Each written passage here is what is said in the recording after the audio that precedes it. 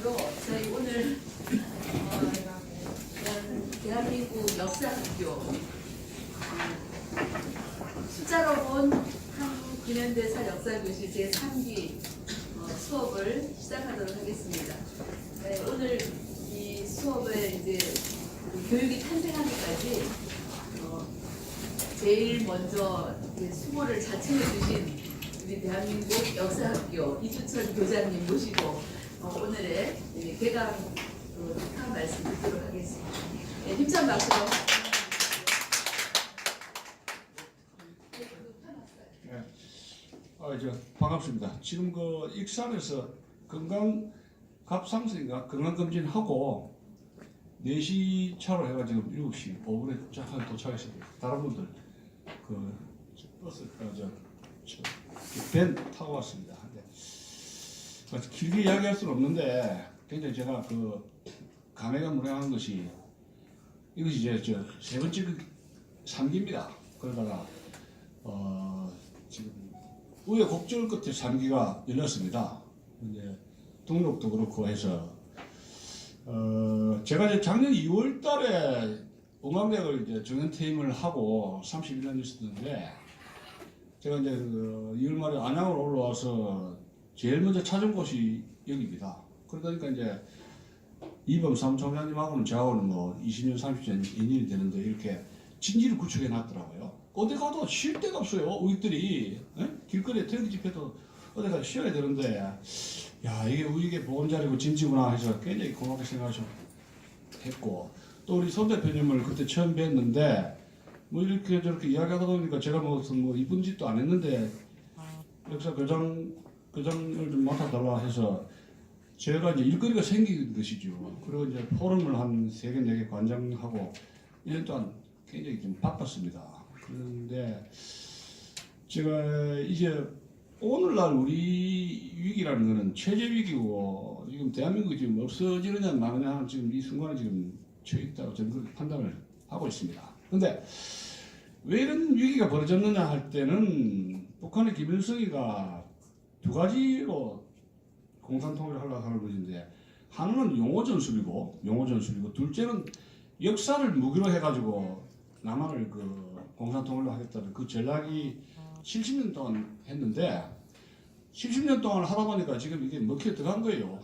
뭐 아름다운 가게다 뭐다 아름다운 용어 많지 않습니다. 지금보다 뭐 하는데 그리고 이제 역사를 전면적으로 이제 북한이 김일성 그 위대한 인물이라고 해서 신봉하는 것이 주체 사상이고 그를 신봉하는 사람들이 주사파고 지금 갈 때까지 갔지 않습니까? 그래서 그 핵심에는 역사 전쟁인데 여기 계신 분들이 아마 향후 앞으로 20년, 30년 뒤에는 정치하실 분이 있습니다. 제가 관상을 강하게 보니까. 근데 우리나라 정치 비극은 역사를 올바로 배우지 않은 채 정치를 배우면서 문제가 생기는 겁니다. 서구의 그 미국이라든가 선진 국가들이 안정된 나라는 올바른 역사 속에서 정치를 배워서 나라를 안정을 시키는데 우리는 모든 그 정치의 뿌리는 역사입니다. 근데 올바른 역사관이라든가 역사 이해를 하지 않고 잘못된 역사인식 속에서 정치의 그 언론을 통해서 언론 조작하는 이런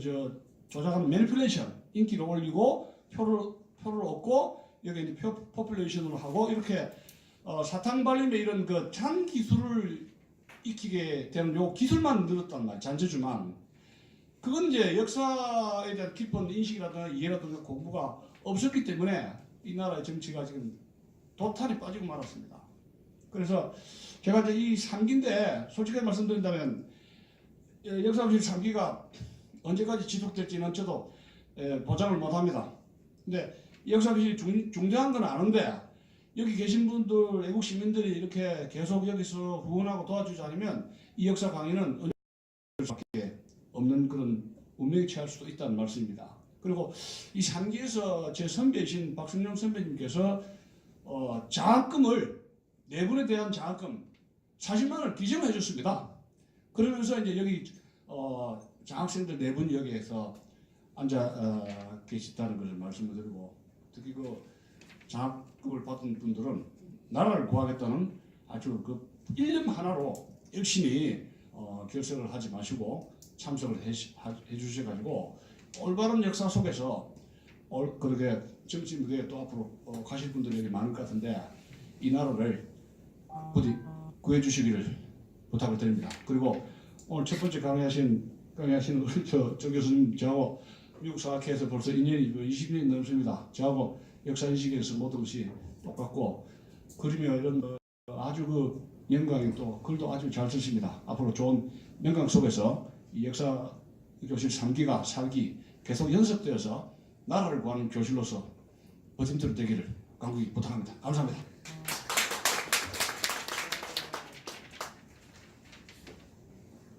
제가 제 소개를 안 드렸는데 제가 먼저 좀 인사를 드리도록 하겠습니다. 저는 이 자유아카데미의 역사학교에 역사 교육이 탄생하도록 저도 굉장히 많은 심혈을 기울였고요.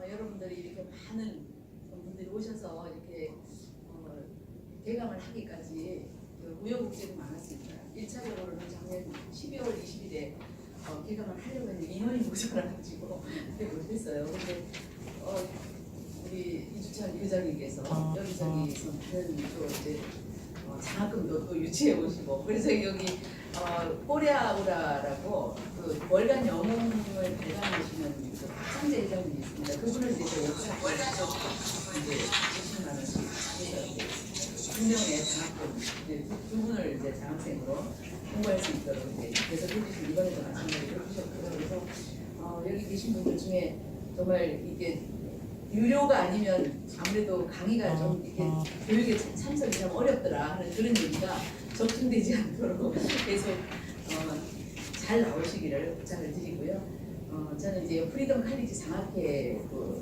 저희가 이렇게 시작을 해서 잘 이끌고 있습니다. 저는 손효숙이라고 합니다. 인사드리겠습니다.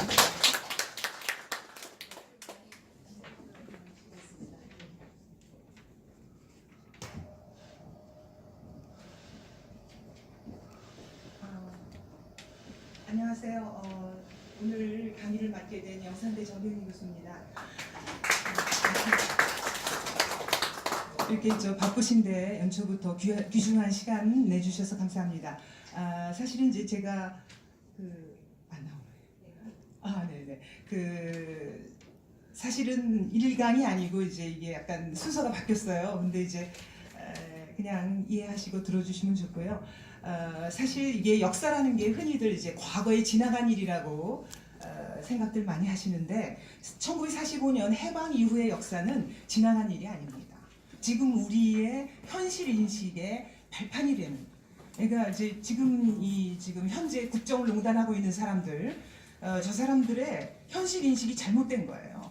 그래서 저런 그릇된 역사 인식을 갖고 있기 때문에 저런 식으로 지금 정치를 하고 있는 겁니다. 그래서 이제 우리는 제대로 된 현실 인식, 현대사 인식을 해야 우리가 지금 어떤 토양 위에 서 있고 앞으로 우리의 나갈 길이 뭔가를 인식할 수 있다는 거죠. 그런 의미에서 45년 이후에 현대사는 역사가 아니라 현실 인식을 위한 현실이다.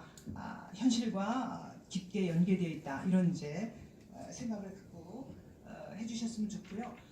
그다음에 이제 제가 원래 오늘 말씀드리려고 하는 건 제1공화국, 제2공화국 두 개를 묶은 거예요. 그러니까 엄청나게 긴 겁니다. 사실 그 제1공화국이 이제 45년 해방돼서 48년에 건국하지 않습니까? 그래서 48년부터 60년 4.19 일어날 때가 12년간이에요. 그래서 12년 상당히 긴 기간입니다. 그걸 이제 제1공화국, 그 다음에 이제 4.19 이후에 5.16 일어날 때까지 1년이 약 못 되는 시기인데 그때까지가 이제 우리가 또 제2공화국이라고 하는데 그거를 지난 학기 같은 경우에 제가 두 번에 나눠서 했었던 건데 오늘 이렇게 한 번에 묶어서 해야 되니까 약간 주막한 선식으로 흐름만 이제 말씀드리겠습니다. 근데 역사라는 건 원래 그 흐름이 중요한 거기 때문에 흐름만 이제 좀 중요한 거 그것만 파악하시면 되거든요. 저희가 이 역사 교실이 얼마나 가난한지 제가 여기저기서 강의를 해봤는데 여기 올 때마다 꼭 이게 뭐가 안 돼요. 이 탁자도 조그맣고 막 뭐 마우스가 안 될 때도 있고 이게 안 될 때도 있고 제가 강연하러 전국을 많이 다녔는데 우리 역사 교실이 제일 가난해요. 참. 이거 왜 안 되지? 자, 그냥 이제 이거 들 때까지 말씀하면서 시작해 볼게요. 그냥 들으세요. 교재가 있으시죠? 복사해 준 거 없나요? 네, 이거 하세요. 제가 보면서 할게요. 자, 이승만 대통령의 10년 동안의 12년 동안의 대통령으로서 업적이 뭐냐? 크게 두 가지예요. 농지개혁하고 교육혁명입니다. 흔히들 무슨 뭐 이승만 대통령 독재자 이렇게 얘기하는 거 이제 다 잊어버리시고 크게 두 가지, 농지개혁과 교육혁명이다. 근데 이제 농지개혁이라는 거는 쉽게 말하면 빵을 준 거예요. 그리고 교육혁명이라는 거는 이게 빵만으로 사람이 살 수 없잖아요. 여기 뭐 교회 나가시는 분들 다 아시지만은 사람이라는 게 빵만 가지고 살 수가 없는 거니까. 그게 이제 유대인들이 자기 자녀에게 물고기를 주는 게 아니라 물고기 잡는 법을 가르친다고 그러잖아요. 그러니까 물고기에 해당하는 게 농지개혁이고요. 물고기 잡는 법을 가르치는 게 교육입니다.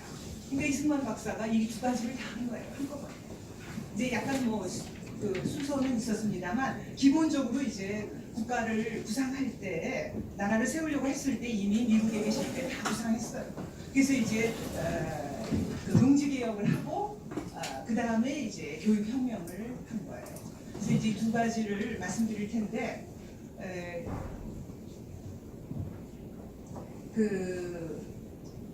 그래서 이 두 가지만 보더라도요. 하나는 개혁이고 하나 혁명이잖아요. 근데 이게 알 수 있는 게 뭐냐면 이승만 대통령이 결코 무슨 우리 같은 사람들 뭐 보수 꼴통이니 이렇게 얘기하는데 그게 전혀 사실이 아니라는 겁니다. 사실 그 건국 이후에요. 우리나라에서 온갖 개혁을 주로 한 거는 전부 흔히 보수 세력이라고 하고 우파가 다 한 거예요. 그게 이제 저들한테 먹혀가지고 마치 자기네가 진보 세력인 것처럼 하는 거죠. 실제로 역사상으로 다른 나라도 마찬가지예요. 저는 원래 서양 사는 사람인데 그 독일 같은 경우에도요. 비스마르크라는 개혁을 다 했어요. 근데 이제 마치 보수 세력인 것처럼 저들에 의해서 프레이밍 당한 겁니다. 이제 어쨌든 간에요. 그래서 이제 농지개혁을 말씀드릴 텐데요. 해방 당시에 우리 국토의 남한의 국토의 3분의 2 정도는 소작된 땅이에요. 그래서 이제 소수의 지주가 다 점유하고 있었던 거죠. 그래서 농지개혁의 필요성은 다 가지고 있었어요. 그런데 이제 이승만 대통령이 이제 대통령이 되면서 농지개혁법을 만듭니다. 그래서 이제 49년에 농지개혁법을 제정을 해서 토지를 나누어주게 되는 거죠. 근데 이제 당연히 무상분배인 거죠. 아니 왜 남의 땅을 공짜로 뺐습니까? 북한이 뭐 무상몰수 무상분배했다고 그러잖아요. 그게 말이 안 돼요. 왜 무상몰수입니까? 왜 남의 땅을 자기네가 국가가 강제로 뺐어요? 그게 공산주의자들의 본질이죠. 그러나 우리는 그렇게 하지 않았습니다. 이승만 대통령은요. 농지개혁법을 제정을 해서 토지를 이제 지주들에게는 사실 얼마 주지 않았어요. 땅값의 150% 1.5배밖에 안 줬어요. 그것도 5년에 분할해서.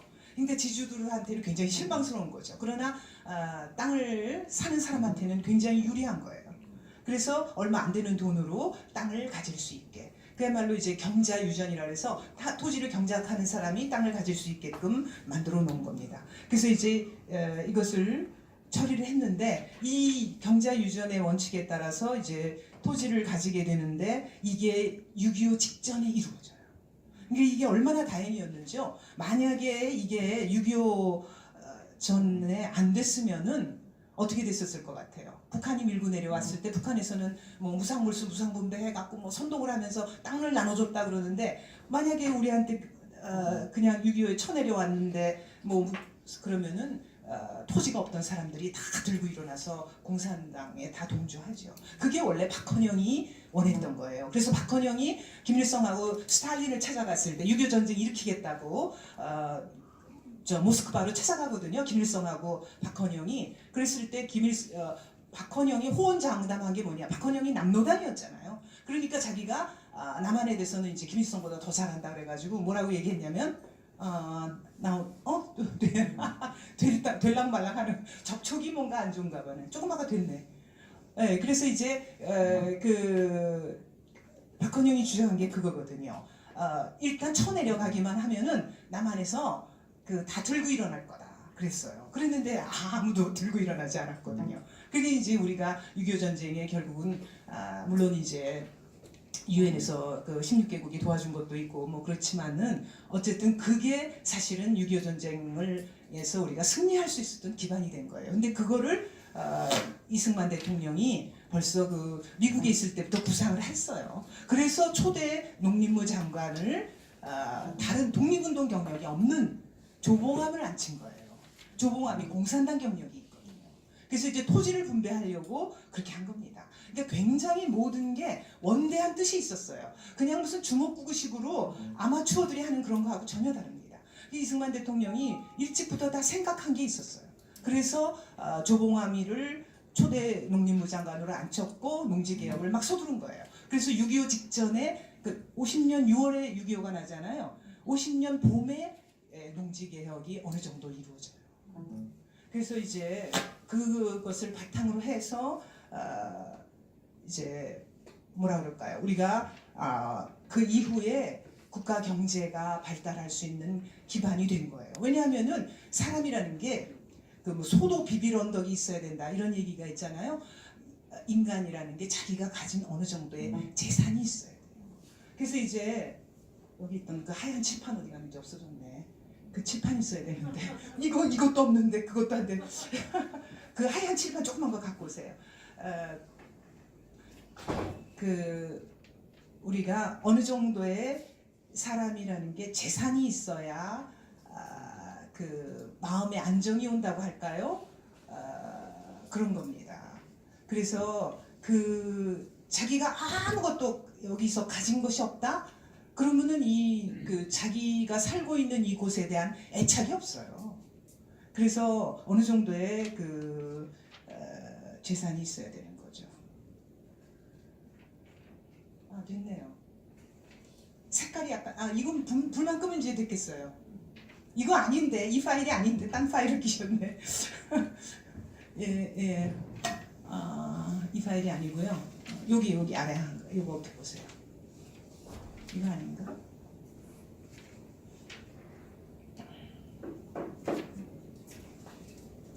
이거예요. 세 번째 거. 예, 네, 그거 맞습니다.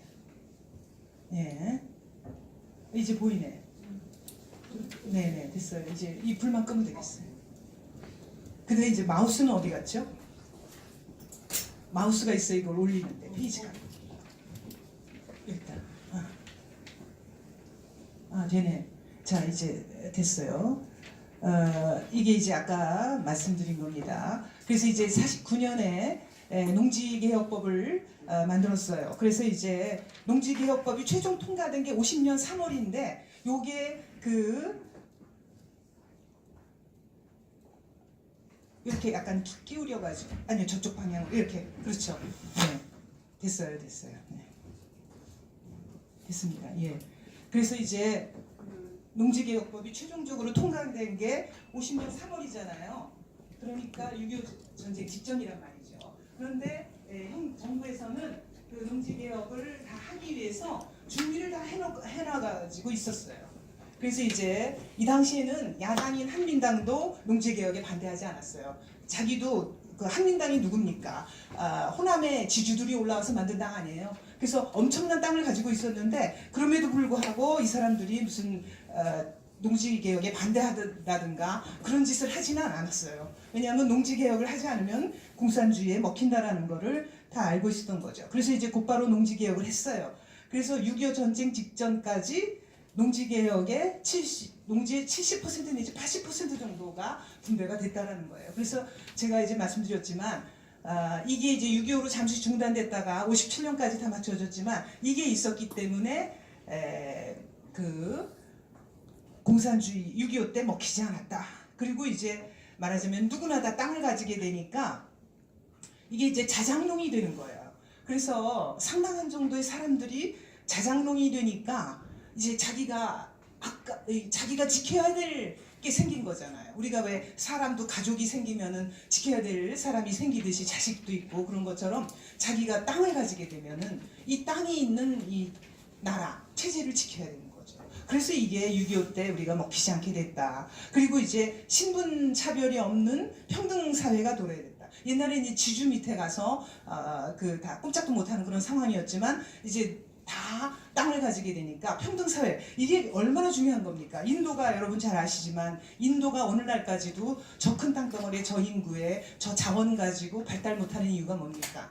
카스트제도라는 신분제도가 있어서 그런 거 아니에요. 근데 우리는 이제 이 신분제도가 물론 뭐 갑오경장, 갑오개혁 때 신분제도가 없어졌다고는 하지만 그거는 형식적인 거고요. 실제로는 경제적으로 가진 사람과 못 가진 사이에 어떤 신분제도가 있었던 거죠. 근데 이제 농지개혁을 하니까 실질적으로 이제 지주와 소작농의 구분이 없어지면서 평등사회가 되니까 이게 이제 앞으로 정치발전, 경제발전할 수 있는 토대가 되는 겁니다. 그리고 이제 이거 클릭을 해서 해야 되나? 잘 먹히지가 않네. 자, 이게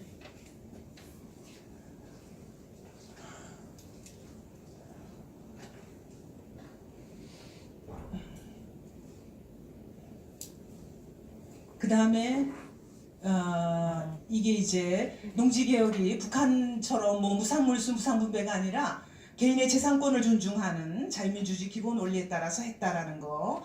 남의 땅을 뭐 그냥 뺏는 게 아니고 북한에서는 지주 땅을 무조건 다 뺏었잖아요. 그리고 나서는 72시간 이내에 떠나라 이런 식으로 해갖고 강제로 다 뺏은 거죠. 그러나 우리는 그렇게 하지 않고 아까 말씀드린 대로 땅값의 150% 주고 5년 동안 분할해서 상환할 수 있게 했다라는 겁니다. 그래서 이제 이렇게 농지개혁을 했기 때문에 이후에 산업화, 그러니까 박정희 시대에 와서 이제 산업화를 할 수 있는 기반이 됐다는 거죠. 자, 그 다음에 이제 제1공화국의 정치. 그래서 이제 이승만 대통령이 대통령으로서 어떤 식의 정치를 했느냐. 이거 잘 안 내려가네. 내려가기가 힘들어요. 자, 이거 왜 이렇게 안 내려가? 이게 이제 여기서 이제 제일 중요한 건 뭐냐면요. 나 이거 답답했어 진짜. 이게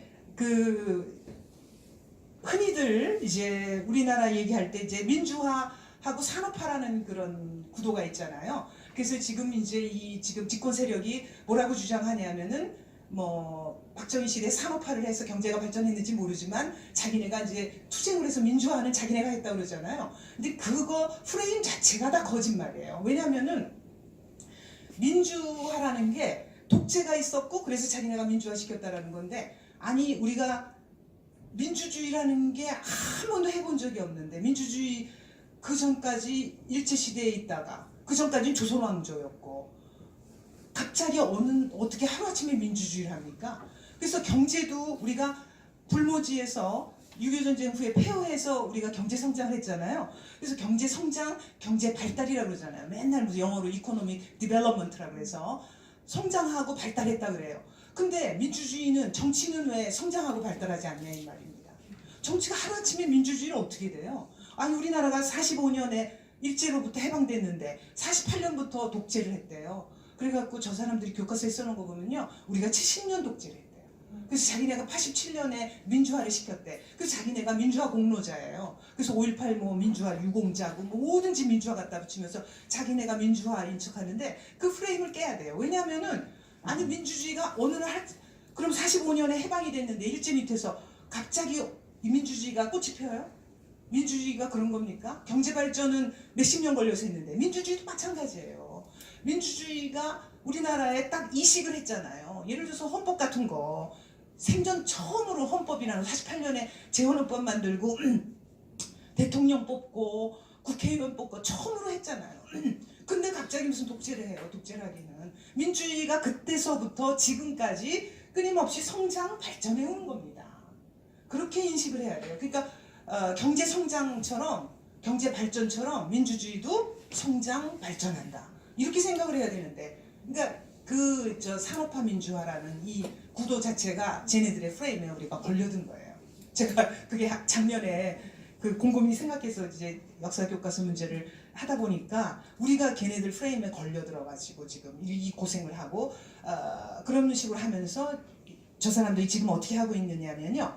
이제 그거를 이제 자기네들한테 유리하게 하려고 이제 박정희 대통령이 경제 발전시켰다, 산업화했다라는 거는 역사 교과서 이번에 자기네가 정권 잡아서 새로 만들었어요. 문재인 정권에서 그 교육 과정에 뭐라고 돼 있냐면은 그 뭐라고 써 있더라 무슨 하여튼 그 지도자와 국민이 이룬 성취라는 일국주의적 시각에 빠지지 말고 뭐 이런 식으로 써놨어요. 그러니까 우리 경제 발전은 우리 지도자와 우리 국민이 한 게 아니래. 그 당시 전 세계에서 우리 그때 아니라 누구라도 할 수 있었다라는 얘기예요. 그래서 산업화라는 건 완전히 없었던 일로 하고 그 다음에 민주주의만 민주화만 처음부터 끝까지 민주화만 써놨어요. 역사 교과서 현대사에 그렇게 된 거거든요. 네네. 아 그럴까요? 근데 그러기에는 양이 많을 텐데. 네네. 네네. 지금 여기 어디다 잡아줘 보세요. 네네. 예, 네네. 지금 됐어요. 이제 해보죠 뭐. 자, 그다음에 이제 여기서 이제 그래서 이승만 대통령의 치세 그 10하국에서 제일 문제가 되는 건 뭐냐면요. 이 헌법을 우리가 굉장히 좋은 헌법이라고 생각은 해요. 그런데 좋은 헌법인데 초대 재헌 헌법이 한 가지 약점이 있어요. 이게 뭐냐면요. 이제 처음에 헌법을 제정할 때 그 이승만 대통령에게는 지금의 여당이라고 할 게 없었어요. 지금 정권 잡은 사람들의 여당 뭐예요? 더불어민주당이잖아요. 근데 이승만 대통령에게 그럼 그 당시 여당이 있었을까요? 없었습니다. 왜? 이승만 대통령 미국에서 귀국했잖아요. 정치 세력이 없어요. 그런데 당시에 그 야당이라고 할까 하는 한민당이라는 게 있었거든요. 근데 저 사람들이 이제 아까도 말씀드린 호남 지방에 주주들이 올라와 가지고 만든 그 당인데 이 사람들이 헌법을 만든 거예요. 그래서 그 국회의원 중에 다수를 차지했어요. 그래서 헌법을 만들었는데 독일의 바이마르 공화국 헌법 좋죠. 당시에 가장 선진적인 헌법입니다. 그래서 헌법을 가져왔어요. 근데 이게 뭐냐? 내각제예요. 그래서 이걸 내각제 헌법을 만드는데 지금도 우리가 내각제 하면은 정규재 대표가 뭐라 그래요? 지금 우리 만약에 지금 이제 내각제로 간다 그러면 한 6개월마다 총선해야 될 거다 이런 식으로 얘기하잖아요. 근데 48년에는 어땠겠어요? 만약에 내각제 하려면.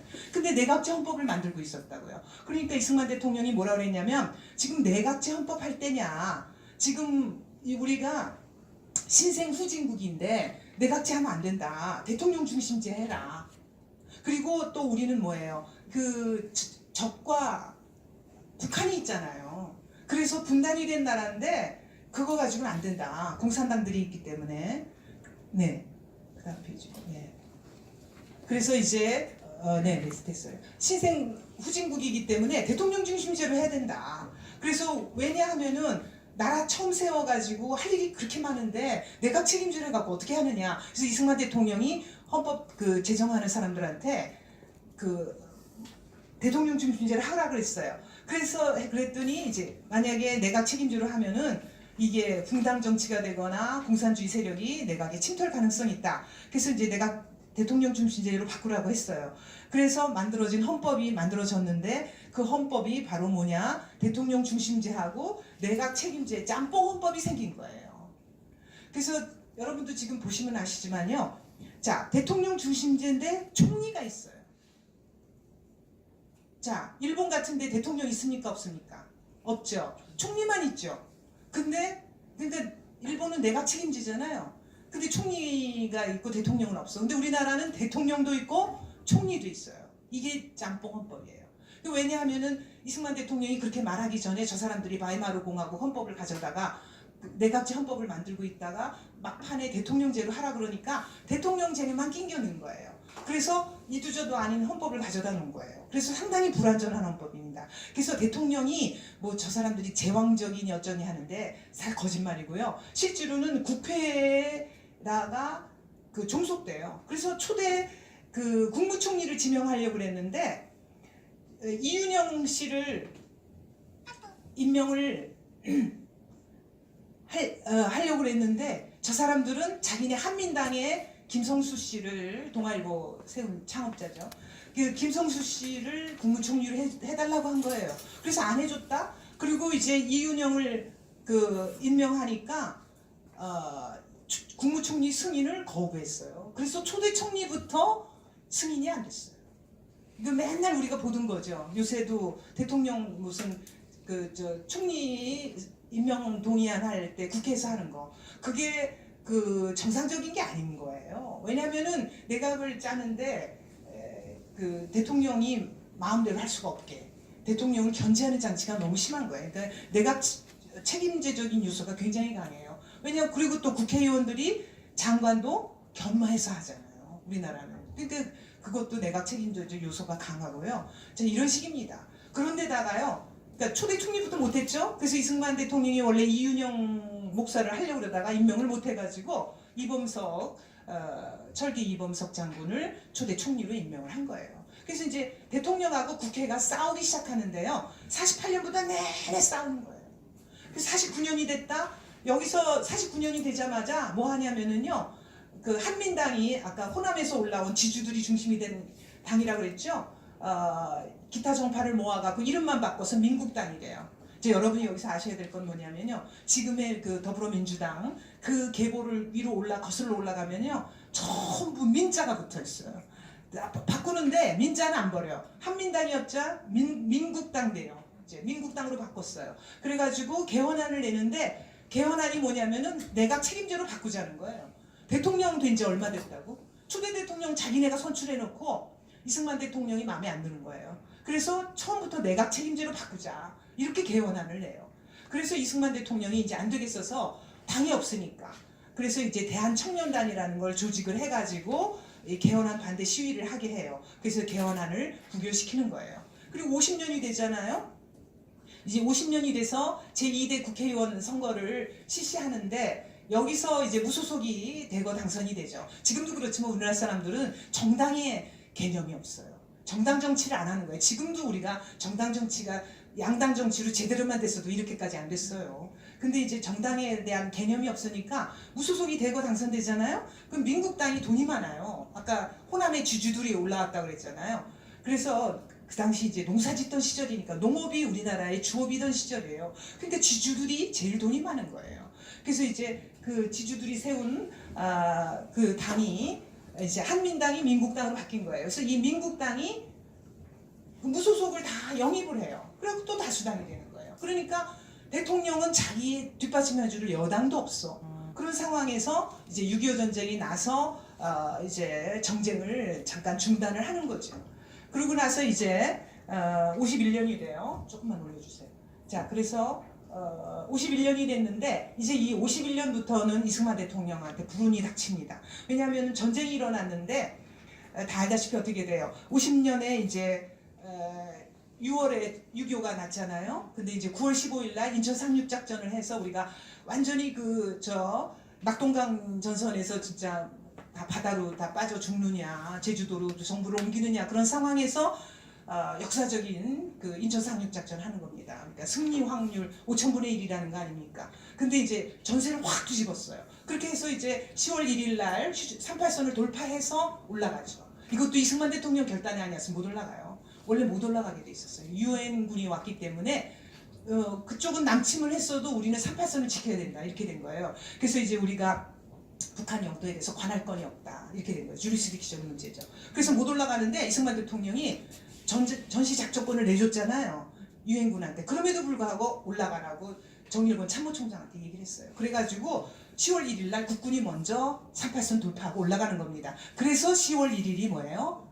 국군의 날인 거예요. 자, 그래서 이제 갔는데 어떻게 됐어요? 아니에요. 조금만 올리세요. 한 서너 줄만. 예. 근데 어떻게 됐냐면 조금만 올리세요. 위로. 아니. 예.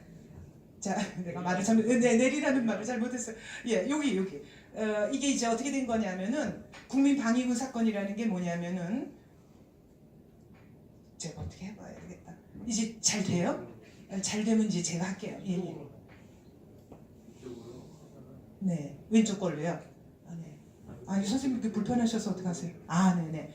자, 이게 그래서 우리가 이제 38선 뚫고 올라간 게 10월 1일인데 11월에는 압록강 있는 데까지 도달했잖아요. 그래서 통일이 다 되는 줄 알고 이제 통일이 목전에 있었어요. 근데 어떻게 된 거냐? 이 김일성이하고 박헌영이가 마오쩌둥 중국의 모택동한테 편지를 보내가지고요 미리 약속돼 있었는데 중공군을 불러들였어요. 그래서 10월 말경에 10월 한 19일경에는 중공군이 압록강을 건너와갖고 다 숨어 있었어요. 근데 우리 연합 그 유엔군하고 국군은 그걸 모르고 있었던 거죠. 근데 이제 중공군이 내륙으로 들어와서 깊이 우리 군대가 올라갈 때까지 기다렸다가 치고 나옵니다. 10월 말에. 그렇게 돼서 이제 우리가 11월에 뭐 흥남철수 12월에 하고 그래서 이제 완전히 밀리잖아요. 그래서 중공군이 38선을 도로 밀고 내려와 가지고 1월 2일 날 밀고 내려와서 51년부터는 이제 어려워지죠. 그런데 그런 상황에서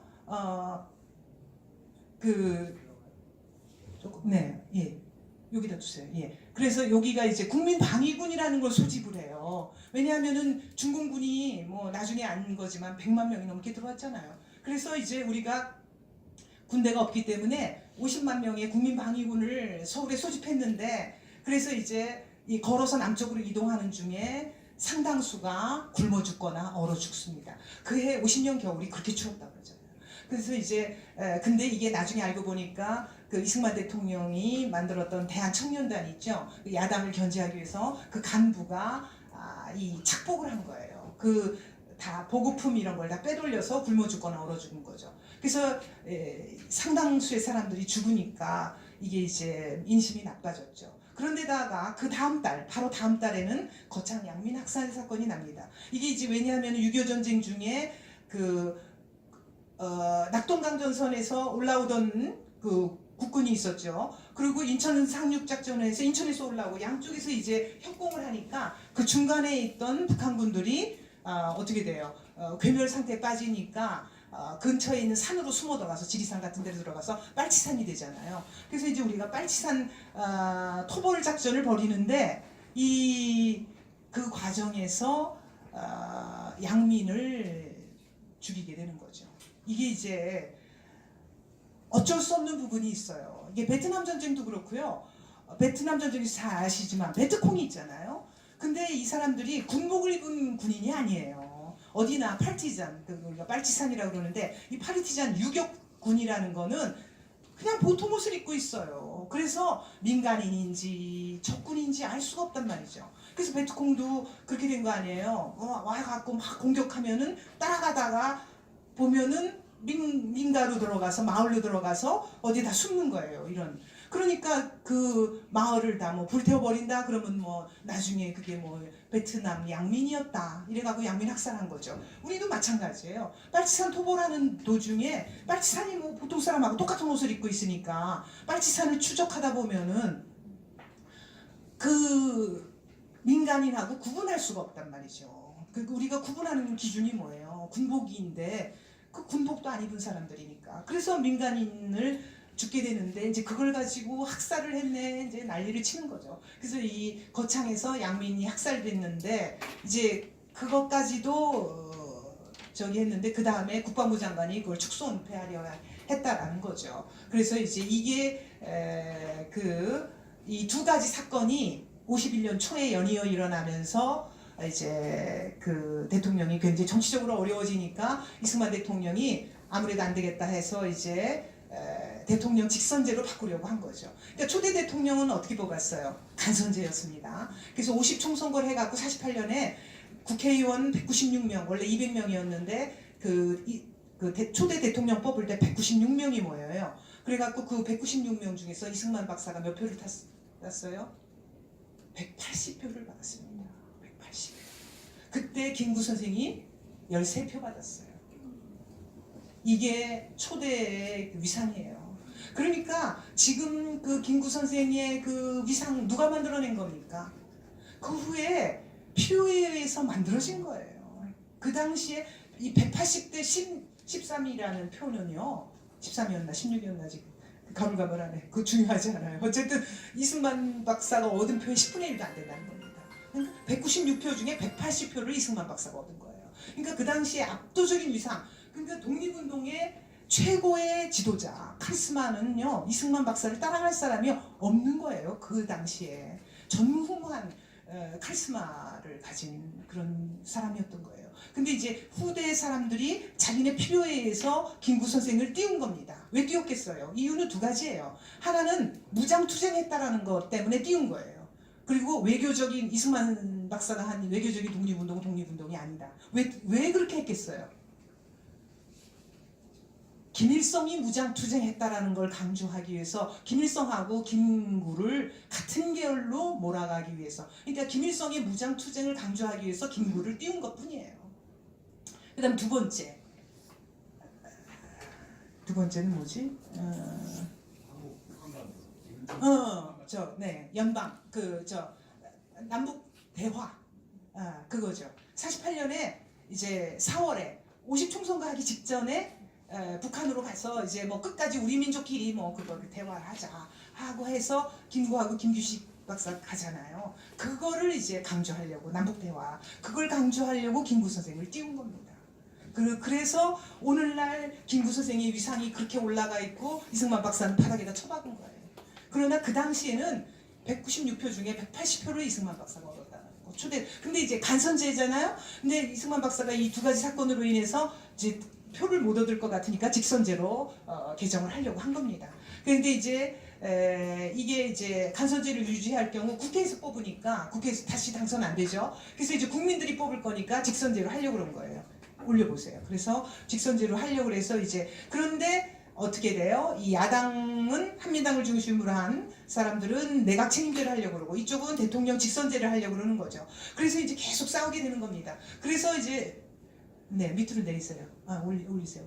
그래서 이제 대통령 직선제 개헌안을 이쪽에서 이제 내는 거죠. 이승만 대통령이 자유당을 만들었어요. 그래서 자유당을 만들어갖고 처음으로 이제 여당을 만들어가지고 대통령 직선제를 냈는데, 그러나 국회의원들은 내각 책임제 개헌안을 냈어요. 근데 개헌안이 지금이나 그때나 3분의 2선이잖아요. 근데 개헌선이 122명만 되면 되는데 국회의원이 123명이에요. 그러니까 3분의 2가 넘으니까 내각 책임제로 개헌이 될 것 같으잖아요. 그래서 이제 이때 이제 대통령이 승부수를 던진 게 뭐냐면은 장택상이 자기 계파가 있는 조그만 보스예요. 그러니까 장택상 씨를 총리로 데려왔어. 그랬더니 장택상 계파가 이제 21명이 이쪽으로 옮겨오게 되는 거죠. 그래서 이제 정치적으로는 이승만 대통령은 굉장히 정치적으로도 이렇게 승부수를 던질 줄 아는 사람이었어요. 왜냐하면 자기 세력이 워낙 없고 야당이 강력하기 때문에 이제 그렇게 한 거죠. 그래서 이제 대통령이 이제 직선제 개헌안을 다시 내게 되는 거죠. 그래서 대통령이 직선제 개헌안을 내고 그거를 이제 더 내리세요. 그래가지고 그래서 이제 이거를 임기 만료 3개월 전에 직선제 개헌안을 내는 겁니다. 그리고 부산 내에 당시 이제 전시였는데 부산으로 이제 임시 수도가 가 있잖아요. 거기서 계엄령을 선포하고 이제 이 야당 국회의원들을 이제 강제로 이제 개헌을 하게 되는 거죠. 근데 그런 상황에서 미국은 에버레디 작전이라는 걸 해가지고 그 이승만 대통령을 제거해 버리려고 했어요. 근데 왜 그랬냐면 뭐 이런 그게 문제가 아니고 여기다 보세요. 왜 그랬냐면 이승만 대통령을 왜 제거하려고 그랬냐면은 그 이승만 대통령이 휴전에 반대하는 거예요. 그러니까 이제 그 아시죠 다 미국은 그 전쟁 중에 대통령이 바뀌었잖아요. 트루먼에서 아이젠하워로. 그래서 아이젠하워 대통령이 선거운동할 때 벌써 그러니까 트루먼 대통령은 딱 그 6.25 전쟁 발발했다는 말 딱 듣자마자 뭐 son of a bitch 그러면서 이제 막 파병하라고 그랬는데 아이젠하워 대통령은 선거운동할 때 벌써 그 부모들이 그랬다는 거 아니에요. 우리 아들이 그 어디 붙어 있는지도 모르는 코리아라는 나라에 갔는데 안 온다. 그래서 이제 뭐 벌써 그 부모들이 왜 우리가 그런 어디 붙어 있는지도 모르는 나라와 국민을 위해서 싸우러 가서 말이 안 된다. 더 이상 전쟁하지 말아야 되겠다는 그런 그 약속을 했다는 거 아닙니까? 그래서 이제 아이젠하워는 전쟁이 이제 끝내려고 그러는 거예요. 그래서 이제 그런 상황이고 그런데 휴전하려고 그러는 거죠. 현상 유지. 그런데 이승만 대통령은 안 된다라는 거죠. 이 내친 김에 전쟁이 일어난 김에 북쪽까지 올라와서 북진 통일해서 우리가 통일해야 된다라는 거니까 전 휴전 안 하려고 그러니까 미국에서는 이승만을 제거하려고 했는데 제일 중요한 건 뭐냐면 제거하고 나서 누구를 안 치느냐 마땅한 사람이 없었다는 거죠. 그래서 실제로 뭐 배 탔을 때 우리 저 교장 선생님 잘 아실 거야. 무슨 에버레디에서 하여튼 3번을 죽이려고 했어요. 그래서 이제 했는데 실제로도 작전 실행까지 옮겨진 게 2번인가 있었다고 그래요. 그러나 이제 그만뒀고 타협을 종용했다 그러는데 그래서 이제 이 나온 게 국무총리 장택상이 낸 발췌개헌안입니다. 이게 발췌라는 게 무슨 뜻이냐면요. 여기 조금 저기 조금 가져왔다는 걸 우리가 발췌했다 그래요. 그래서 뭐냐면 내각 책임제하고 대통령 중심제를 요소를 싹 조금씩 가져왔어요. 그래서 이제 야당 의원들이 안 나오겠다 그러니까 경찰이 가서 군대 계엄군이 가서 강제로 끌어다가 그 의사당에다 집어넣고 표결을 해라라고 해서 한 거죠. 그래서 이제 부산에 그거를 그래서 표결을 해가지고 이제 것이 통과가 되는 거예요. 그래서 이거를 우리가 임시 수도 부산에서 했다 그래서 부산 정치파동이라고도 하고 발췌 개헌이라고도 하는 겁니다. 그래서 이제 이게 52년인데요. 52년을 우리가 이제 이승만 대통령이 뭐 처음부터 독재를 했다라는 건 말이 안 되고요. 사실 그 독재라는 것도 말이 안 돼요. 우리가 이제 여러분들이 이제 뭐 저쪽들하고 싸우시려면은 이승만이 독재했다 무슨 그런 얘기 들으면 그 독재가 아니라 권위주의 체제였다라는 겁니다. 이게 이제 우리 얘기가 아니고요. 학술적으로 다 나와 있어요. Authoritarian Regime이라고 해서 이게 이제 2차 세계대전 이후에 독립한 나라들 중에는 우리 말고도 다른 나라도 마찬가지예요. 타이완도 그렇고요. 뭐 싱가포르 같은 나라도 그렇고요. 그 독립운동을 한 사람들의 카리스마로 유지가 되는 거예요. 그래서 정권이 쉽게 교체가 안 되고 정권이 오래가는 것뿐이지 독재하고는 다릅니다. 왜냐하면요. 실제로 정치학적으로 독재라고 할 때요. 그거는 1인 독재는 지구상에서 거의 있은 적이 없고요. 일당 독재입니다. 자, 소련의 스탈린 무슨 당이 나서서 독재했어요? 공산당이 당이 하나밖에 없어요. 그래서 우리가 일당 독재라고 그런 거예요. 북한에 지금 당이 몇 개 있습니까? 하나밖에 없죠. 무슨 당이에요? 노동당이죠. 노동당. 공산당이었는데 인기가 없어서 이름을 노동당으로 바꾼 거예요. 노동당 하나고 소련이 공산당 하나고 독일 히틀러는 무슨 당입니까? 나치스. 그 국가 사회주의 나ционal 소циалистische 도이체 아르바이터 파르타이 국가 사회주의 독일 노동자당 그게 이제 정식 명칭이에요. 근데 너무 길어. 그래서 줄여가지고 우리가 나치스라고 하는 건데요. 그게 정당 이름이에요. 그러니까 자 보세요.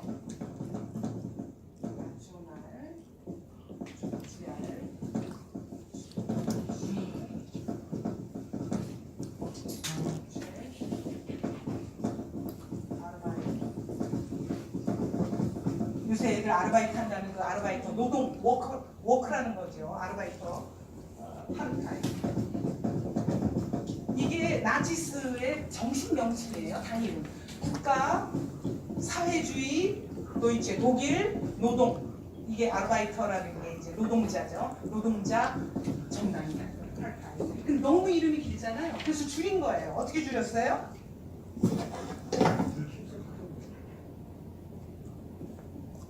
조치아래 찌를 딴 겁니다. 조치아래 찌.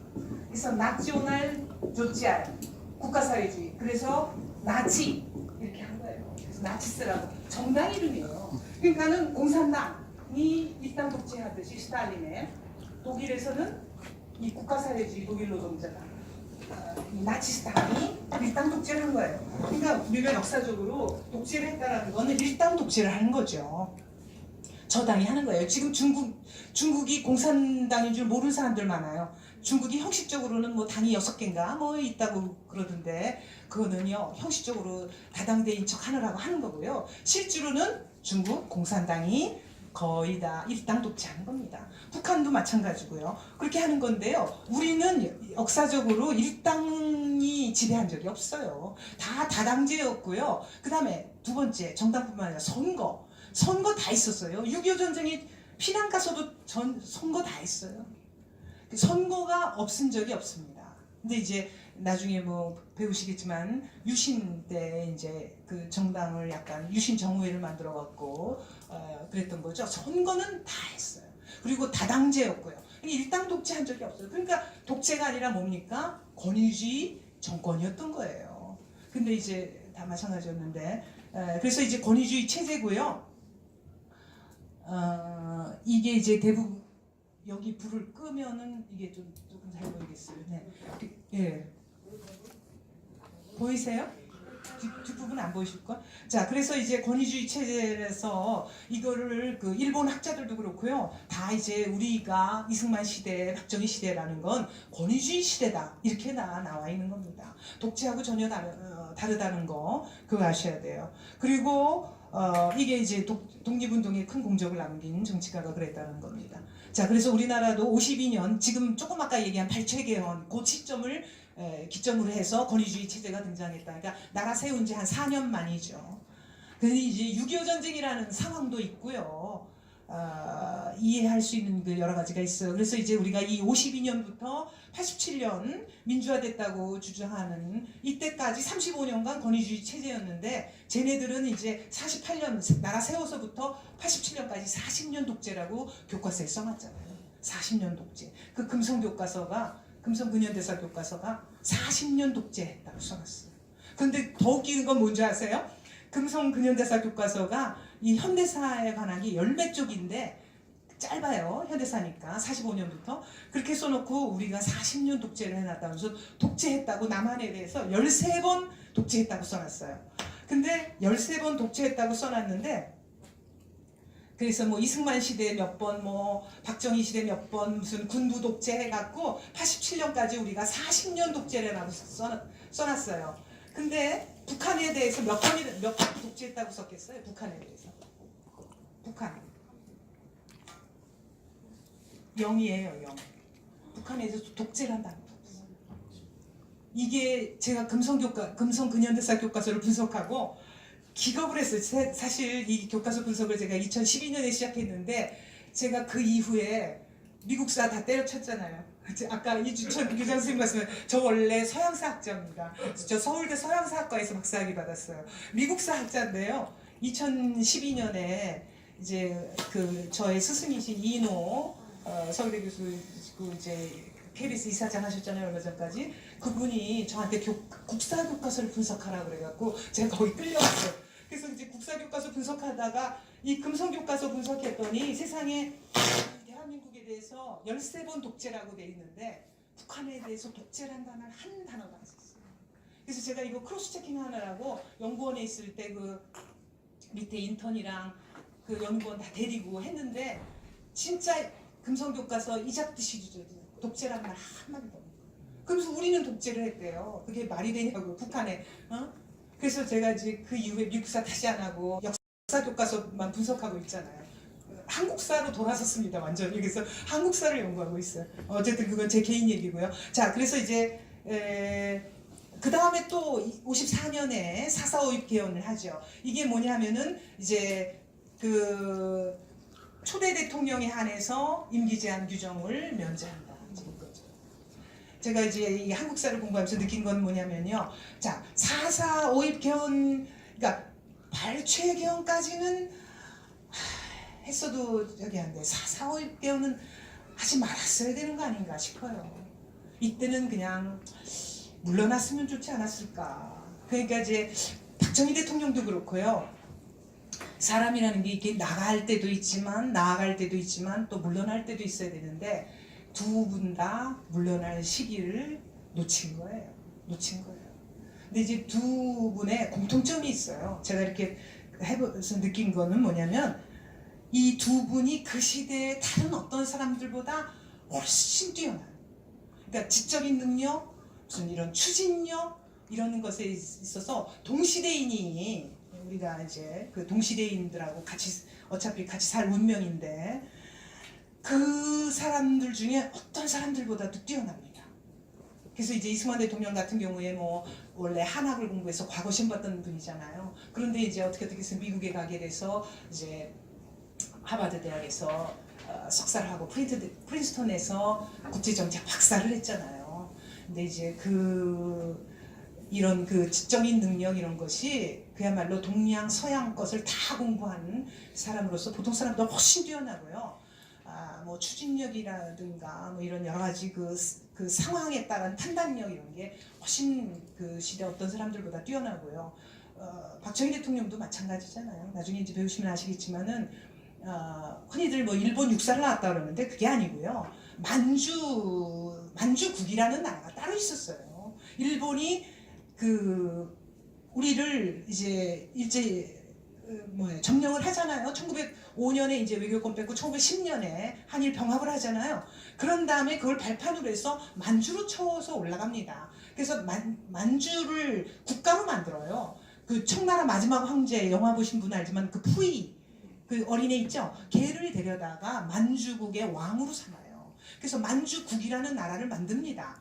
거기에 만주 군관학교로 간 거예요. 박정희 대통령의 경우에. 그래서 거기서 이제 수석을 해서 1등을 하면은 그 본국으로 보내주는 거예요. 그래서 본국으로 간 겁니다. 그러니까 그리고 더군다나 포병장교였잖아요.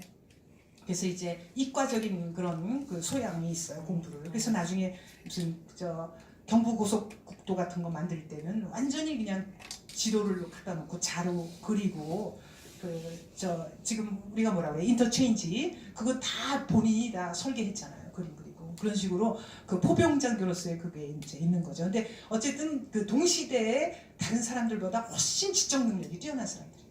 그래서 제가 이제 요새 느끼는 거는 이거 머리가 빈 사람 두셔야 된다. 자기 자신의 능력이 뛰어나야 돼요. 머리는 빌릴 수 있어도 건강을 빌릴 수 없다고 한 김영삼 대통령의 말은 완전히 반대입니다.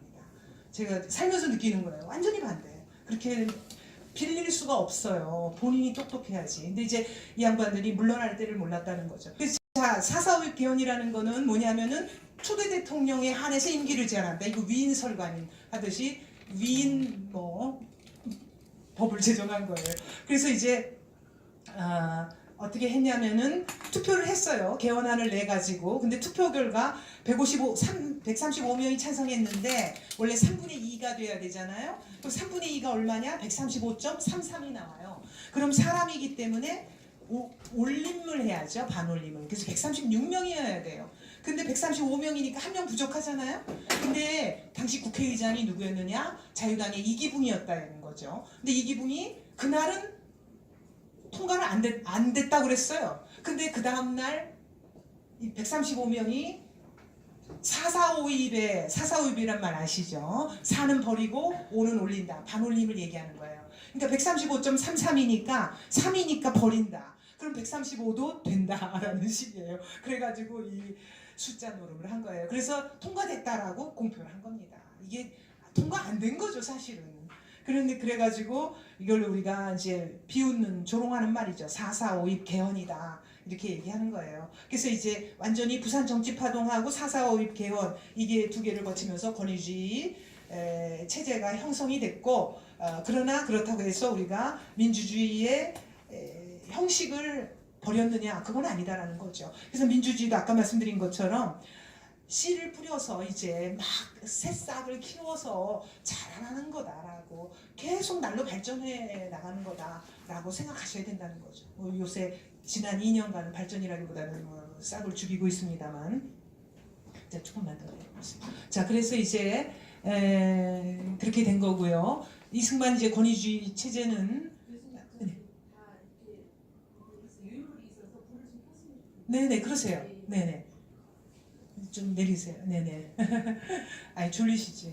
이 아니시 실내가 좀 너무 더워요 공부하기. 자 그래서 이제 이 대통령 중심제 내각 책임제 이거 계속 싸우는 거 이거 지금도 싸우고 있어요. 이 탄핵하는데 찬성한 당시 여당 의원들이 머릿속에 내각 책임제를 그리고 있었다고 그러더라고요. 그래서 이렇게 됐다는 그 설이 있더라고요. 우리가 탄핵 당하리라고 생각도 안 했잖아요. 표결 결과 그렇게 안 나올 거라고 생각했는데 여당 의원들이 다 가서 동조하는 게 자기네들이 내각 책임져 갖고 자기네 빵이 더 커질 거다. 그렇게 생각해서 했다고 그러더라고요. 자, 그 다음에 이제 이승만 대통령의 여기 반공주의가 나오는데 이승만 대통령의 권위주의 체제의 특징은 뭐냐 하면요. 반공을 주장했다는 거예요. 그래서 이제 이승만 대통령이 한 거, 그 다음에 박정희 대통령이 계속 반공을 했는데 그거를 요새는 와서 또 투집을 잡잖아요. 쟤네들이. 그러면서 뭐 반공이 나쁜 거고 뭐 반공 뭐 어쩌고 하면서 무슨 뭐 반공 얘기하는 사람을 틀딱이라고 그러면서 뭐 말도 안 되는 식으로 매도를 하는데 자, 이 당시에 이 지도 보세요. 이 지도를 보시면요. 이 공산주의 이 색깔이 왜 이렇게 이상한 빨갛지가 않고 이렇게 나오냐. 자, 이 지도를 보시면 멈추세요. 예. 자, 이게 빨강인데 여기서 이렇게 노랗게 보이는 거예요. 빨강으로 보여야 이게 빨갱이여서 빨갛게 보여야 되는데. 자, 이 지구 우리가 살고 있는 지구에 있는 땅덩어리 전부입니다. 이걸 보시면요. 이게 53년이에요. 1953년. 6.25 전쟁 끝날 때쯤인데 이때 보세요. 자, 1917년에 소련이 공산화됐죠. 지구상 최초로 공산화가 된 겁니다. 그렇게 한 다음에 45년에 이제 그 제2차 세계대전이 끝나면서 어떻게 됐어요? 소련이 점령한 지역, 이게 서독이고 이게 동독이잖아요. 동독까지 해서 동유럽 전부 공산화됐어요. 자, 그 다음에 소련이 어떻게 됐어요? 북한 밀고 내려와서 공산화했죠. 그 다음에 49년에 어떻게 됩니까? 49년 10월에 중국이 공산화됩니다. 자, 우리는 어디 살고 있어요? 이 유라시아 대륙의 동쪽 끝에 매달려 있는 나라예요. 유라시아 대륙 어떻게 됐습니까?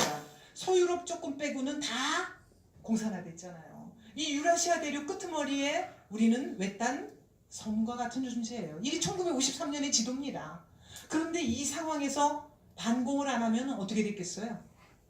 나라 벌써 없어졌어요. 우리가 여기서 이 공산주의 이렇게 공산주의 세력이 더군다나 우리는 한반도는 어떻게 돼요? 소련 및 이 공산주의 종주국 소련, 그 다음에 이 무슨 10억이 넘는 인구 가진 중공하고 국경을 맞대고 있잖아요. 양쪽으로 압록강 두만강으로. 그런데 우리가 그래서 세워진 소련의 위성 국가가 북한이고, 그런데 우리가 자유민주주의의 보루로 남아 있었다는 건 기적 같은 일이다 이거예요. 이런 상황에서 반공을 안 한다는 건요. 만약에 이때 대통령이 반공을 안 했다?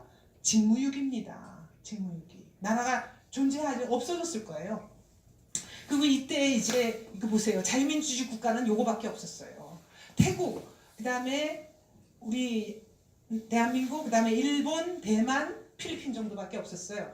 그런데 대만은 뭐 전체를 뺏기고 여기 남아있는 거니까 어림도 없는 시절이죠. 그 자기네 자체도 지금 살 수 없는 시절이었고, 일본 1965년까지 국교가 없었습니다. 국교가 없어요. 65년까지. 그러니까 우리는 진짜 그야말로 외로운 섬과 같은데요. 그러니까 이승만 대통령이 반공을 한 겁니다. 그런데 반공했다고 쟤네들이 난리예요. 말도 안 되는 소리입니다. 당연히 반공을 했었어야죠. 공산주의 있는 곳에 반공산주의가 있는 건 너무나 당연한 거예요. 자, 올리세요. 자, 그래서 이제 이승만 대통령이 북진 통일을 주장한 거고요. 오늘 시간이 없어서 이제 넘어가 봐야 돼요. 자, 그래서 이제 그리고 이제 여기 잠깐 써보세요. 이승만 대통령이 한 것 중에 쟤네들이 뭐 북한이 주체가 어떻고 자주가 어떻고 그러는데 다 거짓말이고요. 소련하고 그 중공이 시키는 대로 계속 했던 거고요. 지금도 중국이 뒷배를 봐주지 않았으면 벌써 망했어요. 근데 지금 중국이 계속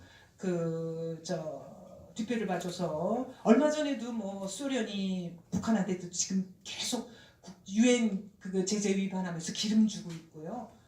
그런 거지 주체하고 뭐 자주하고는 거리가 멀어요. 근데 이승만 대통령이야말로 1952년에 인접해양의 주권에 관한 대통령 선언을 했어요. 근데 이게 얼마나 빠른 거냐 하면요. 다른 나라보다 4만 세기가 빨라요. 25년은. 이 서양 사람들도 해양의 이 주권에 대한 개념이 없던 시절이에요. 근데 전쟁 중에 리라인, 이승만 라인을 발표했어요. 그래서 이거 보세요. 여기 울릉도잖아요. 독도까지 다 포괄했어요. 그래가지고 이걸 다 국제정치학 박사잖아요. 그래서 국제정치가 뭔지를 아는 사람이에요. 그래서 이거를 다 만들어가지고 이거를 이제 선포를 한 거예요. 이 밑에 내려보세요. 그래서 이게 이승만 라인 평화선을 하니까 이게 이제 독도가 이후에 우리 땅이라는 거를 이승만 대통령이 확실하게 했기 때문에 우리가 어디 가서 우리 땅이라고 할 수 있는 거지. 자, 내려보세요. 그래서 일본 사람들이 이거 시위하는 사진이에요. 이승만은 여기 보면은 잘 안 보일 텐데 저 사진에 보면은 리라인 절대 반대라고 돼 있어요. 여기 리라인 절대 반대. 이승만 라인 절대 반대한다. 왜냐하면 일본 사람들이 우리나라에 와서 고기잡이 해야 되는데 안 되고. 그러니까 이승만 대통령이 뭐 그 외교든 그 국내 정치든 뭐 반공 정책이든 뭐 하나 그 안 된 게 없어요. 그다음에 이제 다음으로 넘어갑시다. 자, 그래도 권위주의 정치 이게 이제 여기서부터가 문제예요. 자, 56년에 대통령 선거에서는 당선이 됐어요. 그런데 그 다음에 이제 이게 이제 조봉암이라는 사람이 초대 농림부 장관이라고 그랬잖아요. 왜 이 사람을 썼는지 얘기했죠. 농지개혁하려고 쓴 거예요. 그래서 원래 조선공산당 일제시대부터 공산당 활동을 한 거예요. 자, 공산당이 언제부터 생겼습니까? 국제공산당. 레닌이 커뮤니스트 인터내셔널 그래서 자기네들은 소셜리스트하고 다르다, 그 공산주의자다라고 스스로 얘기한 거예요. 지금 우리나라에서 어떤 식으로 하고 있냐면요, 교과서나 이런 데서 북한을 공산주의 국가라는 거 싸그리 없애버리고 지금 좌파들이 완전히 역사를 왜곡해서 북한을 사회주의 국가라고 그래요. 북한이 무슨 사회주의 국가입니까? 사회주의하고는 거리가 멀어요. 이 레닌이 커뮤니스트 인터내셔널 국제공산당 커민테른이라고 그래요. 우리가 그래서 커뮤니스트 인터내셔널 줄이면 커민테른이래요. 이 커민테른을 만들어면서 사회주의자들하고 어마어마하게 싸웠어요. 그래서 지네들끼리 스스로가 공산당이라고 한 거예요. 우리가 공산당이라고 부른 게 아니에요. 지네가 차별화해서 그래놓고는 이제 소련이 망했고 공산권이 다 해체됐잖아요. 1990년에 이후에. 그러니까 이제 공산당은 망했다 이런 사람들 머릿속에 있으니까 공산주의라는 말 싹 빼고 사회주의라고 그러는 겁니다. 그래서 북한이 몇 년 전에 북한 헌법을 바꿨어요. 그래갖고 헌법에 있던 공산주의라는 말 싹 빼버리고 자기네가 사회주의 국가라고 해요. 그랬더니 우리나라 또 국사교과서에서 이번에 만든 문재인 정부에서 나온 역사교과서 개정안 여기에 또 북한이 사회주의 국가라고 써놨어요. 참 하도 어이가 없어서 알아서 다 받들어 모셔주고 있어요. 북한의 뜻대로 그런 식으로 하는데, 자, 이 조선공산당 1920년에 커뮤니스트 인터내셔널 결성됐잖아요. 그런데 벌써 이 조봉암이 25년부터 조선공산당 활동했어요. 이 한국 사람들 중에 공산주의에 피가 흐르는 사람들 어마어마하게 많습니다. 그래서 북한이 이렇게 공산국가가 아직도 남아있는 거고, 남한에도 이 자승적 공산주의자들이 있어갖고 지금 상황이 이렇게 된 거예요. 공산당들이 왜 이렇게 많은지 모르겠어요. 자, 그런데 조봉암이 공개 전향을 했잖아요. 자기는 공산당 안 한다. 전향했고 초대 농림부 장관으로 써서 농지개혁하게 이승만 대통령이 했는데, 그 다음에 이제 진보당을 창당한 거죠. 그래서 이제 우리가 해산시킨 게 박근혜 대통령이 해산시킨 게 이거예요. 이 진보당의 후신 통합진보당이에요. 줄여서 통진당이라는 게 이게 통합진보당. 그러니까 이 진보당을 창당을 해요. 56년에. 그래서 근데 58년에 북한으로부터 돈을 받았다는 혐의가 밝혀집니다. 그래서 이제 조봉암을 재판에 회부해가지고 59년에 죽여요. 그런데 이제 여기서부터 이제 그 이승만 정부 허물어지기 시작하는 겁니다. 58년에 조봉암 죽였죠. 그다음에 이제 또 경향신문을 폐간시켜요. 상당히 반정부적인. 그래서 이 두 가지 사건 이렇게 해가지고 이제 결국은 이제 60년에 선거를 하게 되는데, 그거 이제 좀 이따 하고 경제를 넘어가야 되나? 이제 너무 이렇게 강의 내용이 빡빡해서 시간이 없어서 경제로 또 넘어가요. 피곤하지 않으세요? 그냥 이어서 할까요? 자, 경제는 자, 6.25 전쟁으로 해서 흔히들 이제 이승만 대통령 하면은 경제는 아무것도 안 한 줄 알아요.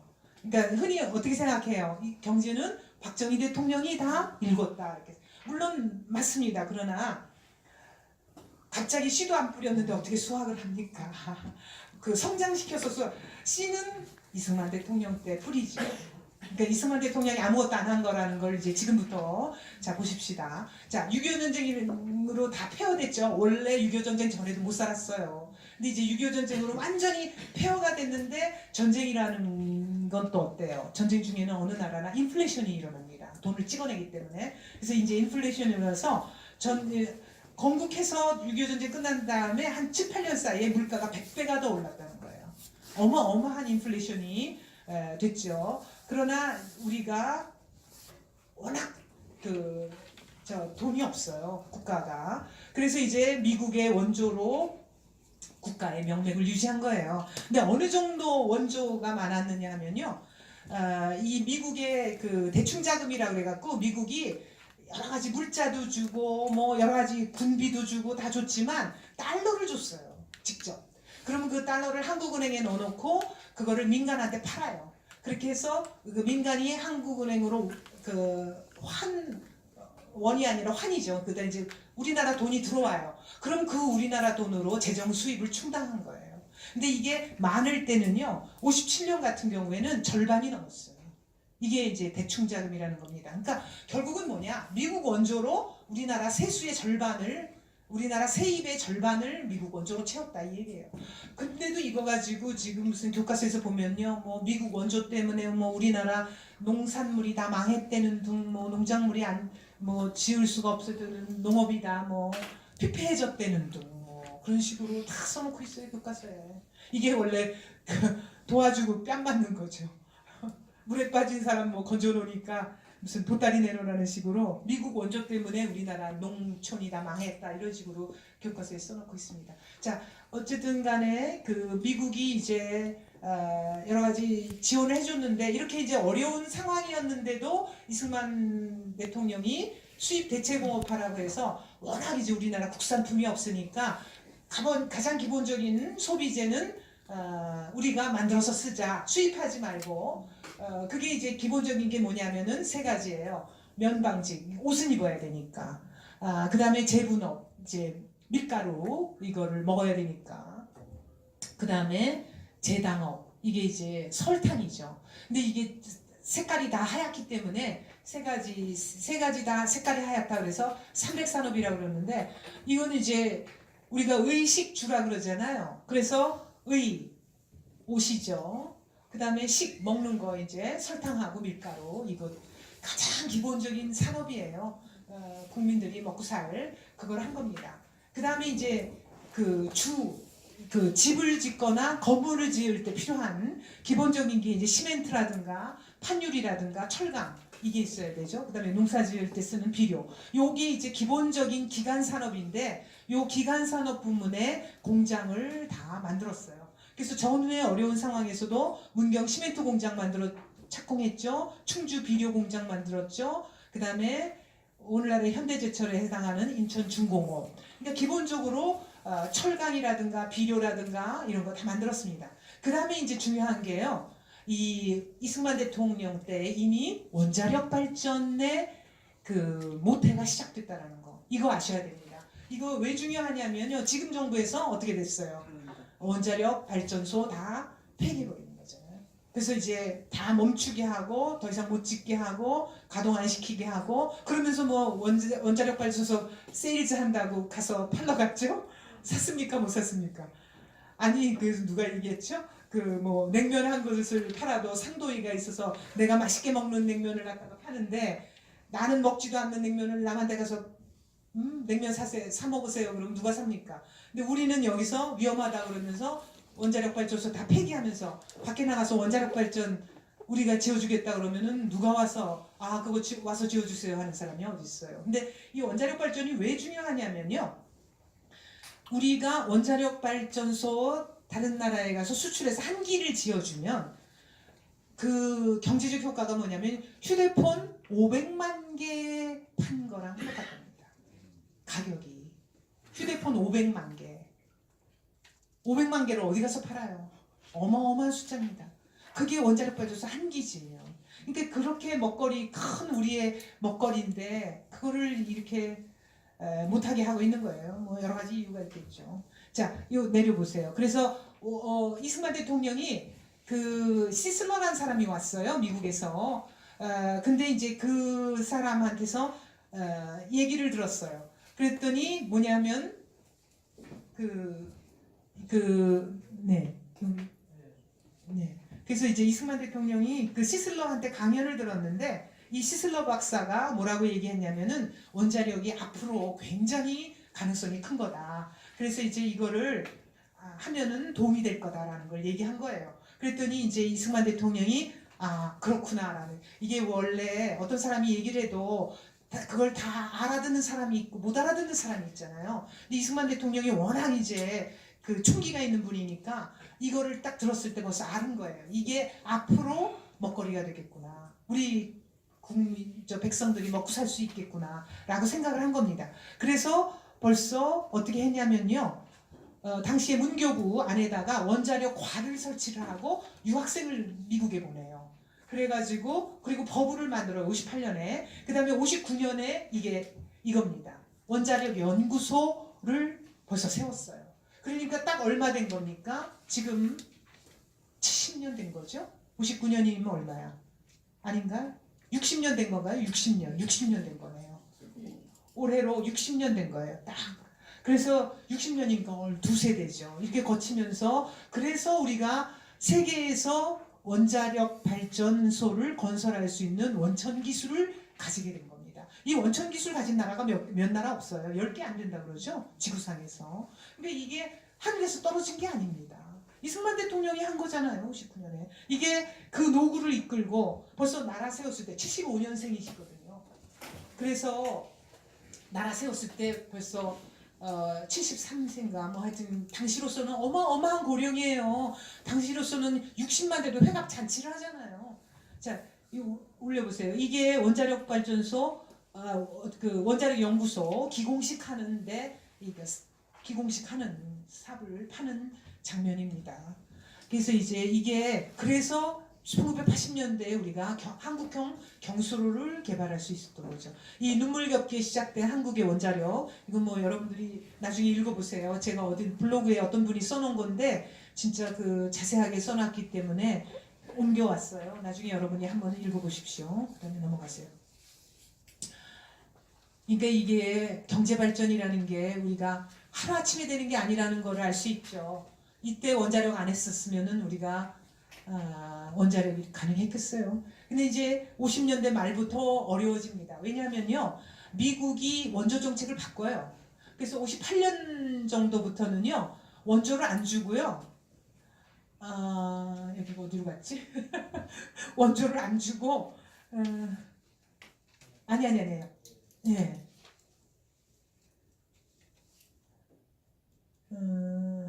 더 훨씬 많이 내려야죠. 원조를 안 줘요. 왜냐하면은 미국도 수지가 적자가 나는 거예요. 국제 수지가 더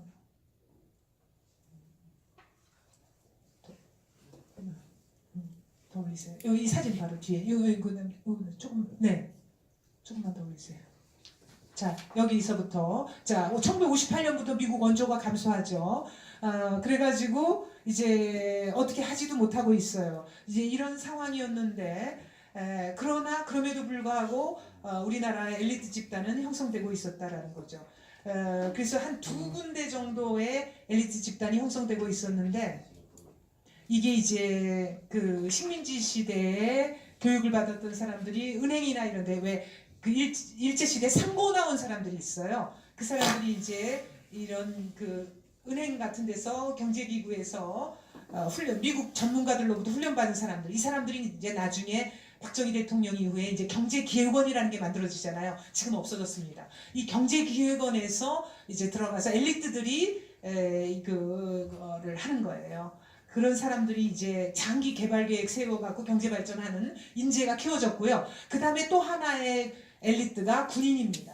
이 군부가 왜냐하면요, 이 미군들이 이제 있으면서 여러 가지 이제 그 우리가 사관학교를 만들잖아요. 근데 당시에 육해공군 사관학교가 생기는데 이게 등록금을 안 내잖아요.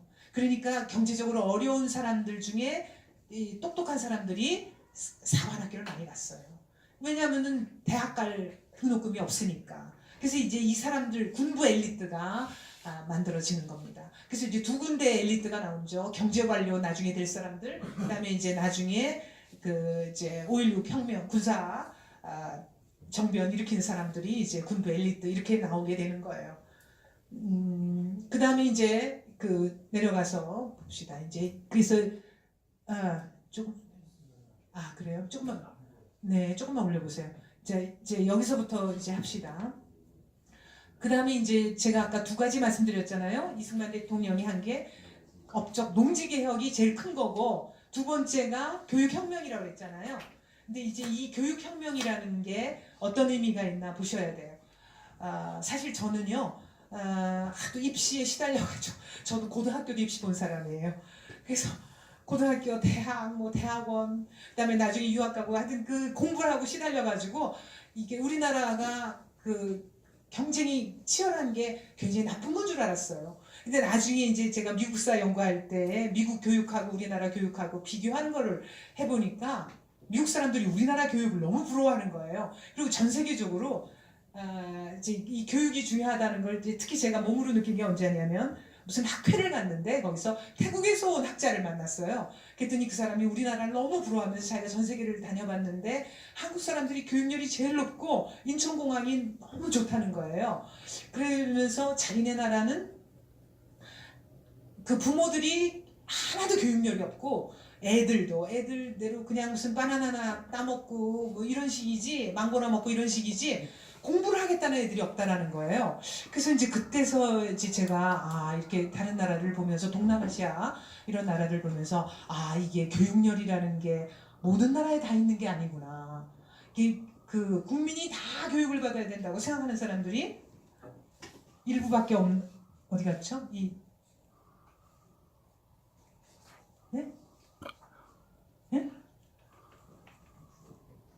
이거 아니에요? 여기 이걸 꽂아놨는데. 그래서 이제 하여튼 그 교육열이 중요하다는 걸 이제 다른 나라를 보고 이게 교육이라는 걸 이게 그 중요하구나라는 걸 알았는데 그것이 이게 개인적인 차원에서 이제 뭐 학부모들이 시키는 것도 있을 수 있고, 그러니까 삼위일체가 맞아야 돼요. 국가에서 제도적으로 해줘야 되고, 그다음에 부모가 얼마나 하느냐. 근데 이게 두 가지만 있어도 소용없죠. 본인이 또 열심히 해야 되는 이 삼위일체가 돼야 되는 게 교육이더라고요. 그래서 제가 자식도 키워보고 이제 하니까 이게 세 가지가 다 중요하구나라는 거를 이제 하는데 우선 국가가 체제를 세워야 돼요, 사실. 근데 다른 나라는 이제 이게 안 돼 있는 거죠. 근데 우리나라는 그럼 어떻게 했느냐? 이승만 대통령이 교육혁명, 그러니까 이제 교육을 시켜야 된다라는 거, 그 중요성을 누구보다도 잘 알고 계시던 거예요. 본인이 폐제학당에서 선교사들로부터 교육을 받았잖아요. 그래서 감옥에 들어갔을 때 한 게 뭡니까? 영한사전을 편찬하려고 한 거 아니에요. 그 감옥에서, 그 열악한 환경 속에서. 조선시대 감옥이 어땠겠어요. 근데 그 환경에서 그 백과사전을 만들었다라는 건 남을 교육시키려고 한 거죠. 자기가 공부를 하려고 한 게 아니에요. 그러니까 교육의 중요성을 이미 깨우치고 있던 분이라는 거예요. 그래서 이제 교육 파워포인트 아니에요. 그거 아니에요. 그거 아니고 세 번째 거예요. 요거. 네. 그래서 거의 다 왔어요. 예. 요 다음 페이지쯤 되겠네. 여기 요 그림이 보이게 보세요. 자, 교육이 얼마나 중요한가를요. 이 사진을 보면 아는데 이게 우리나라 최초의 총선거 48년 5월 10일 날 나라 세우려고 했을 때 한 총선거거든요. 이때 국회의원 선거를 한 거예요. 근데 이제 국회의원 선거 후보를 보시면요. 여기 사람 사진이 있죠? 근데 그 밑에 1, 2, 3, 4가 써져 있질 않아요. 1번, 2번 후보예요. 3번 후보예요. 4번 후보, 5번 후보, 6번 후보 보세요. 어떻게 써놨어요? 그렇죠. 작대기 위에 5개, 아래 하나. 7번 후보 보세요. 8번 위에 작대기 5개, 아래 3개. 9번 후보 보세요. 9번 후보 위에 5개, 아래 4개 있습니다. 이게 뭘 뜻하는 걸까요? 아라비아 숫자도 몰랐다. 남 놓고 기억자가 아니에요. 기억자까지 바라지도 않습니다. 숫자도 몰라요. 왜 그랬을까요? 교육을 안 받아서 그런 거죠, 뭘. 우리 친정 할머니가요, 무슨 천석군이 딸이래요. 근데 우리 엄마가 시집을 오니까 우리 할머니가 시계를 못 읽으시더래요. 왜 그랬겠어요? 천석군이 딸인데. 첩의 아들까지 일본으로 유학을 보냈는데 우리 할머니는 본처의 딸이었는데 여자라서 교육을 안 시켜서 그런 거예요. 그러니까 굉장히 총명한 분인데 교육을 안 받으니까 모르는 거죠. 이게 무슨 얘기냐면요. 국민들이 이 당시에 한 80% 정도가 문맹, 남 놓고 기억자를 모르는 게 아니라 숫자도 아라비아 숫자를 못 읽는 거예요. 그래서 이렇게 작대기 선거를 한 겁니다. 이게 우리나라 현실이에요. 48년에. 근데 무슨 민주주의가 안 됐고 뭐 독재를 했느냐. 민주주의라는 것도 글을 읽고 써야지 민주주의를 하죠. 이 80%가 문맹인 나라예요. 근데도 처음에 초대 헌법에서부터 남자, 여자, 배운 자, 못 배운 자, 가진 자, 없는 자 똑같이 참정권을 줬어요. 이게 굉장히 대단한 겁니다. 특히 여성은요.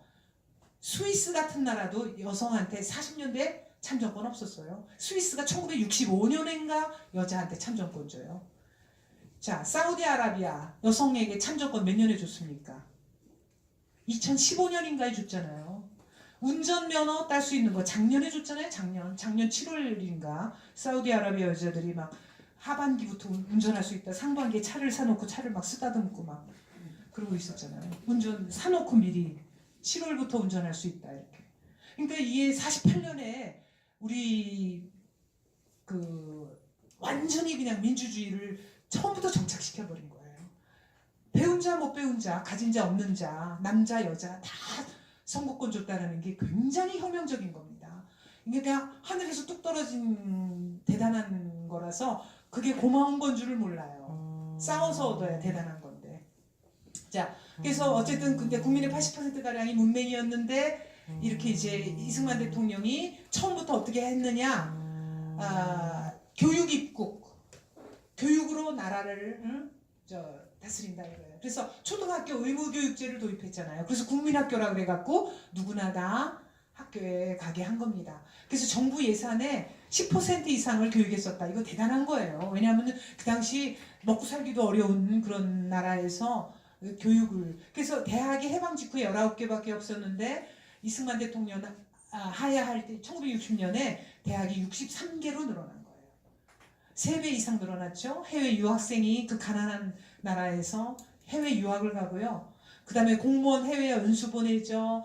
장교 해외 군사훈련 가죠. 이게 그래서 우리가 1950년대 한국에서 일어난 걸 뭐라고 부르느냐. 교육혁명이라고 불러도 좋을 만큼 사회적 변화가 있었다는 겁니다. 이게 근데 왜 중요한 줄 아세요? 자, 여러분이 중국 물건 싸다는 맛에 사보셨죠? 질이 막 좋던가요? 싸기는 싸서 사는데 저 같은 경우에는 중국 시계 뭐 3,000원인가 주고 시계 샀어요. 시계가 거꾸로 가요.